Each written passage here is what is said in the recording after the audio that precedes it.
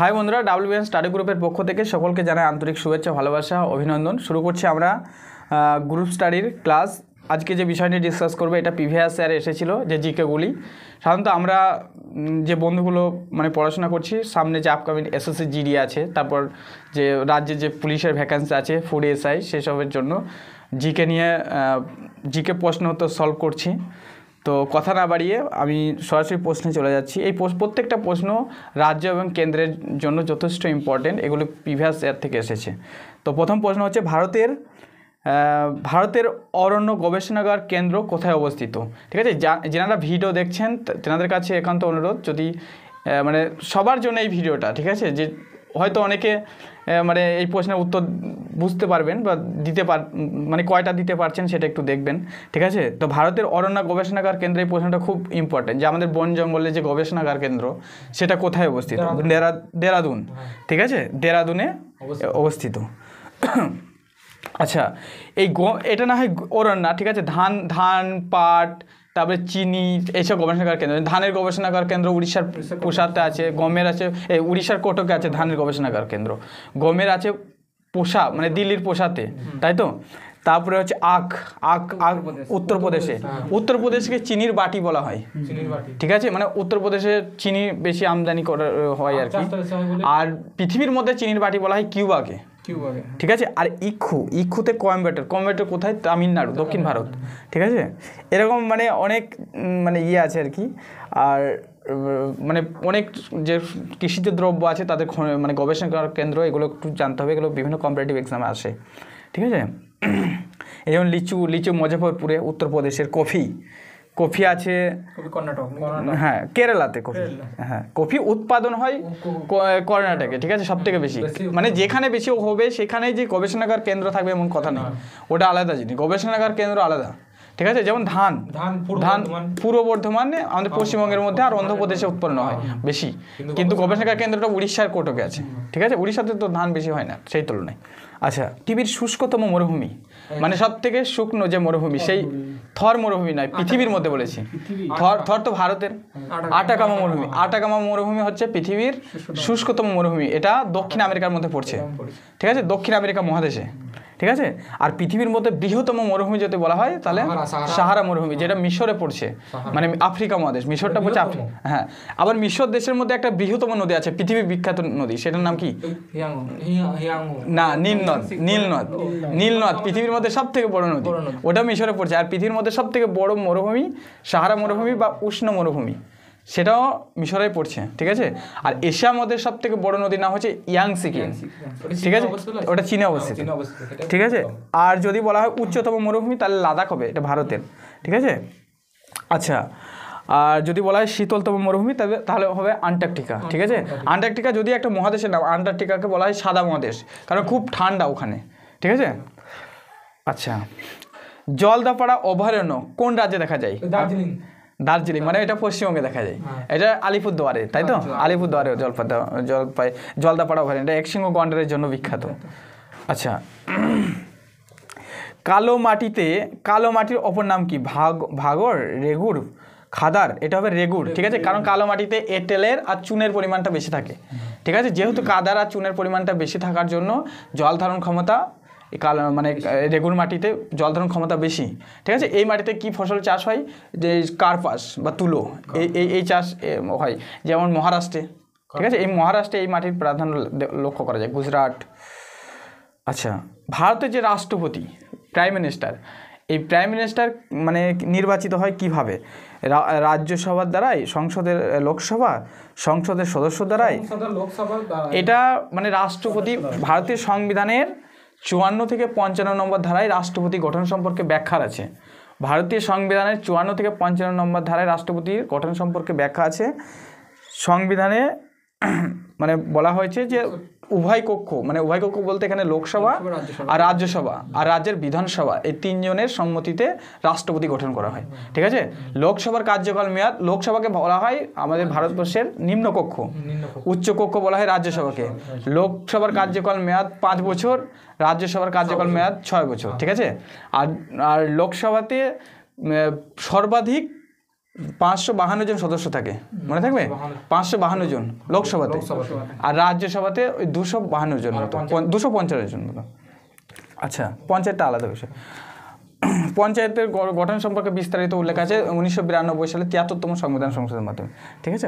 আচ্ছা, আমরা জাস্ট যে প্রশ্নগুলো নিয়ে ডিসকাস করছি এখানে, যেগুলো প্রিভিয়াস ইয়ারে এসেছিলো, এটা এসআই, যারা এসআই পরীক্ষা দিয়েছিলেন 2019-এর দিকে একটা এসআই পরীক্ষা হয়েছিল, 18 না 19-এ, ঠিক আছে, সেই এসআই মানে প্রশ্ন এগুলো সলভ করছি, জিকেগুলো আর কি। আচ্ছা,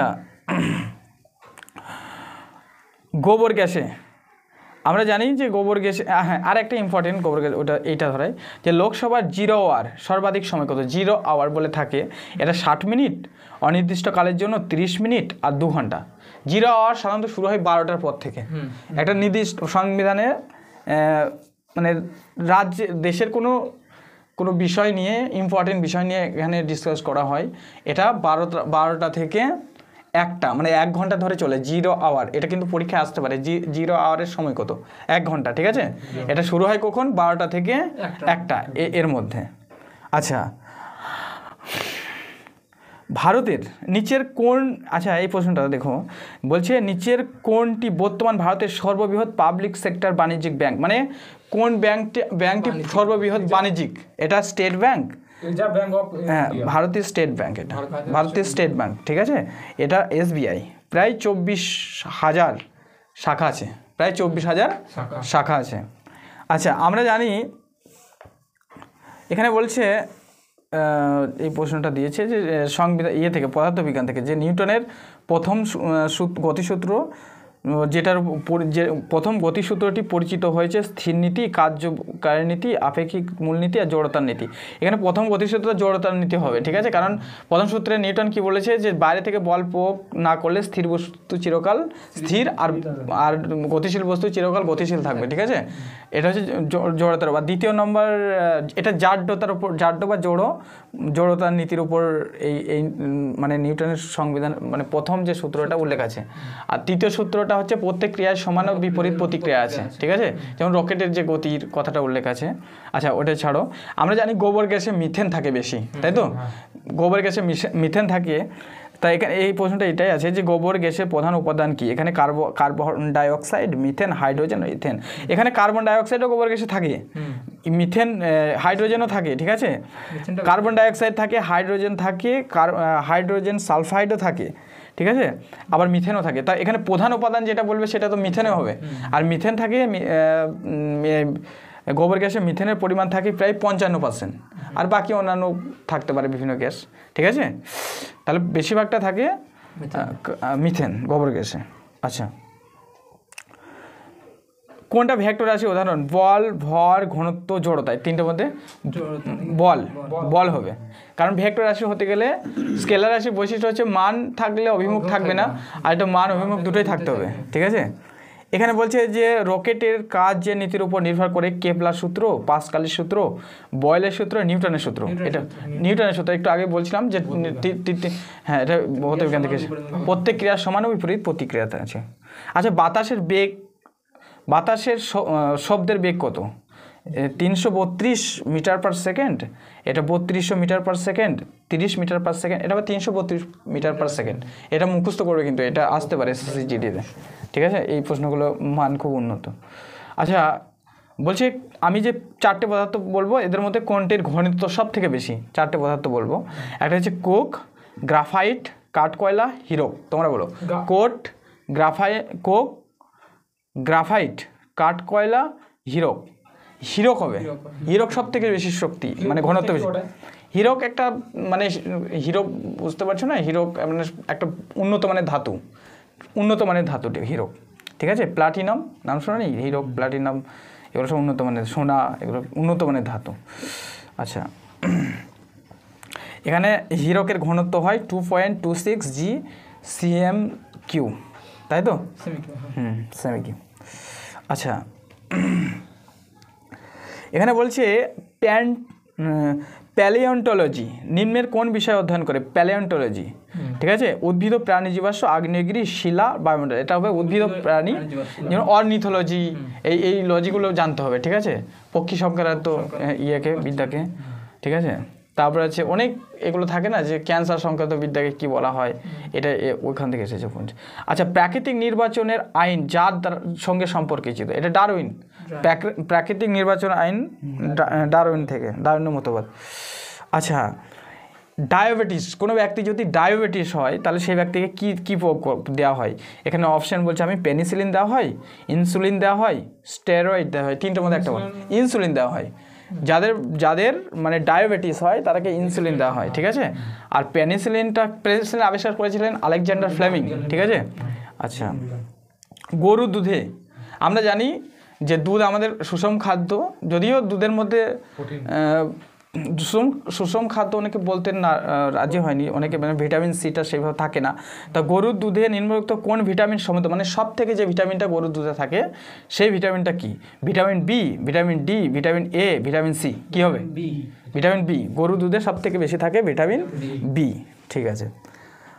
এখানে বলছে যে letters from a father to daughters, letter from a father to daughters মানে ইন্দিরা গান্ধীকে অ্যাকচুয়ালি এটা একটা বইয়ের নাম, letters from a father to daughters, ঠিক আছে। এই বইটি লিখেছেন কে? মহাত্মা গান্ধী, জওহরলাল নেহরু, তারপরে হচ্ছে বিভি প্যাটেল, মানে বল্লভভাই প্যাটেলকে বলছে না, এটা জওহরলাল নেহরু তার মেয়ে ইন্দিরা গান্ধীকে লিখেছিল। জওহরলাল নেহরু হচ্ছে ভারতের প্রথম প্রধানমন্ত্রী, ঠিক আছে। দীর্ঘকালীন প্রধানমন্ত্রী ছিলেন, 1964 সালে তিনি মারা যান। 1964 অবধি তিনি প্রধান ছিলেন, ঠিক আছে, প্রধানমন্ত্রী ছিলেন, ভারতের প্রথম প্রধানমন্ত্রী। তার মেয়ের নাম হচ্ছে ইন্দিরা গান্ধী। আচ্ছা বলো, আন্তর্জাতিক শ্রম সংস্থার সদর দপ্তর কোথায়?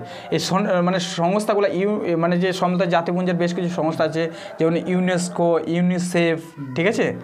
তারপরে আইএলও, মানে এখানে কি বলছে? আন্তর্জাতিক শ্রম সংস্থা, মানে যে লেবারের এটা আছে ওটা কোথায়? New York, Geneva, Washington DC আর প্যারিস, এটা হবে জেনেভা, ঠিক আছে। আর এই যে ইউনেস্কো যেটা বলে, ইউনেস্কো হচ্ছে ফ্রান্সে অবস্থিত। আর ইউনিসেফ যেটা বাচ্চাদের, শিশুদের যে চাইল্ডদের নিয়ে যে গবেষণা, যে ইয়ার্কি উন্নয়নের ব্যাপার নিয়ে যে সংস্থা গঠন করেছিল সমস্ত জাতিপুঞ্জ, সেটা হয়েছে তোমার নিউ ইয়র্কে। ইউনিসেফ বলে নিউ ইয়র্ক, ইউনেস্কো বললে প্যারিস। আর ওই শ্রম সংস্থা যদি বলা হয় তাহলে হবে জেনেভা, ঠিক আছে। জেনেভা হচ্ছে সুইজারল্যান্ডে পড়ছে। আচ্ছা বলো যে পশ্চিমবঙ্গের কোন জেলায় রাজা রামমোহন রায়, আমরা জানি রাজা রামমোহন রায় আমাদের মানে আধুনিক ভারতের জনক বলা হয়, তাই তো রাজা রামমোহনকে। কারণ কুসংস্কারের হাত থেকে রাজা রামমোহন রায় বিশেষ করে বাঙালিদের মানে কি বলবো, যে নতুন পথ দেখিয়েছিল শিক্ষা দীক্ষার ব্যাপারে, ঠিক আছে। যেমন সতীদাহ প্রথা রাজা রামমোহন রায় বন্ধ করেছিল 1829 খ্রিস্টাব্দে লর্ড উইলিয়াম বেন্টিকের সহায়তায়, ঠিক আছে। তা এই রাজা রামমোহন রায়, এটা এসআই থেকে প্রশ্নটা এসেছিল, এসআই প্রশ্ন পুলিশে, পশ্চিমবঙ্গের কোন জেলায় রাজা রামমোহন রায় জন্মগ্রহণ করেছেন? হুগলি, নদিয়া, বর্ধমান আর মুর্শিদাবাদ তো ডেফিনেটলি নয়, হুগলিতে, ঠিক আছে। হুগলি জেলায় রাধানগর বলে একটা গ্রাম আছে, সেখানে 1772 খ্রিস্টাব্দে, ঠিক আছে। এই রাজা রামমোহন রায় মারা গিয়েছিল কিন্তু ইংল্যান্ডের বিস্টলে, সেখান থেকে তার ডেড বডি এখানে আনা আর হয়নি। রাজা টাইটেলটাই তো দ্বিতীয় আকবরই দিয়েছে, ঠিক আছে। এই যে ওনার তো নাম রামমোহন রায়, আধুনিক ভারতের মানে ওনাকে বলা হয় আধুনিক ভারতের জনক, মানে মডার্ন ইন্ডিয়ান বলা হয়, ঠিক আছে। রামকৃষ্ণ মিশন উদ্বোধন করেছিল স্বামী বিবেকানন্দ, ওটা 1897 খ্রিস্টাব্দে, ঠিক আছে। তো বন্ধুরা, আমরা ছোট্ট এই যে প্রশ্নগুলো ডিসকাস করলাম, এগুলি পুলিশ এসআই এসেছিল বিশেষ, এটা 2000 সালটা বলি, 2019 সালে যে এসআই পরীক্ষা হয়েছিল সেই পরীক্ষার প্রশ্ন নিয়ে ডিসকাস করলাম। তো ভিডিও যেহেতু আমরা বড় করি না, তো আমাদের ভিডিও যদি ভালো লেগে থাকে তাহলে চ্যানেলটিকে লাইক, কমেন্ট এবং সাবস্ক্রাইব করবেন। সকলকে ভিডিওটি দেখার জন্য অসংখ্য ধন্যবাদ।